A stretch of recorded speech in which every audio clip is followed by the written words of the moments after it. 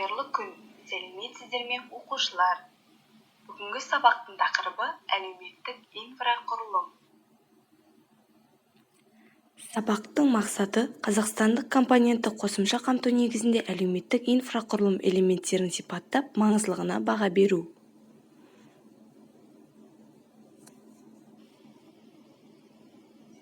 Бүгінгі сабақтағы жетістік критерийлері: әлеуметтік инфрақұрылым салаларын білу, Қазақстан туризмінің дамуын талдау.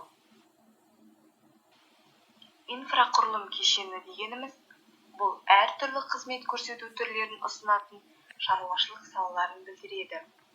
Инфрақұрылым кешені екі жүйеге бөлінеді. Бірінші – коммуникациялық жүйе, екінші – қызмет көрсету саласы. Коммуникациялық жүйе, яғни бұл біздің өткен тақырыбымыз көлік инфрақұрылымымен байланысты болып табылады. Өткен тақырыпты еске түсірейік. Коммуникациялық жүйе көлікпен байланысы негізгі рөлдерінің бірін атқарады. Яғни көлік жүйесін жатқызуға болады. Көлік кешенінің басты міндеті көлік торабын жетілдіру, ал байланыс үшін заманауи технология түрлерін дамыту болды. Әлеуметтік инфрақұрылым 4 топқа бөлінеді. Бірінші – денсаулық сақтау, білім беру, халықтың демалуын ұйымдастыру, соңғысы – сауда. Денсаулық сақтау ұйымы – бұл азаматтардың денсаулығын сақтауға бағытталған медициналық, әлеуметтік, экономикалық, саяси және өзге де шаралар. Білім беру саласы тиісті оқу орны арқылы ғылыми мағлұмат беріп, адамның танымын, білімін, дағдысын және дүниеге көзқарасын жетілдіру процесі.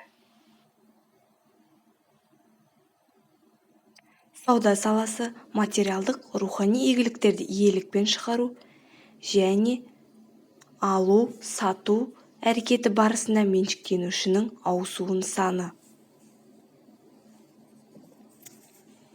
Халықтың демалуын ұйымдастыру. Бұл адамдардың немесе ұйымдардың демалысын және денсаулықты қалпына келтіру рекреациясына бағытталған қызмет көрсету түрі. Бұл жердегі рекреация дегеніміз, бұл адамдардың денсаулығы мен еңбекке қабілетін табиғат аясында туристік саяхат арқылы қалпына келтіру. Рекреациялық ресурстарды біз екіге бөліп қарастырамыз: табиғи және мәдени-тарихи. Қазақстанның рекреациялық аймақтар ретінде, яғни табиғаты әсем жерлерді тамашалаймыз.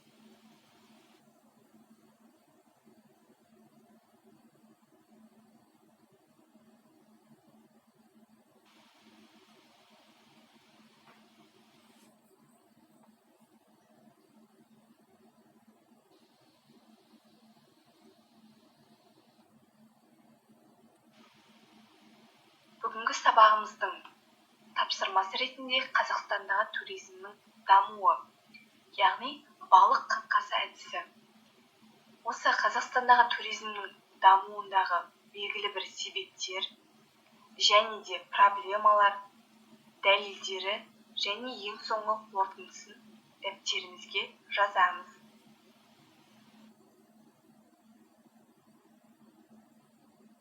Кері байланыс, мадақтау сэндвичі.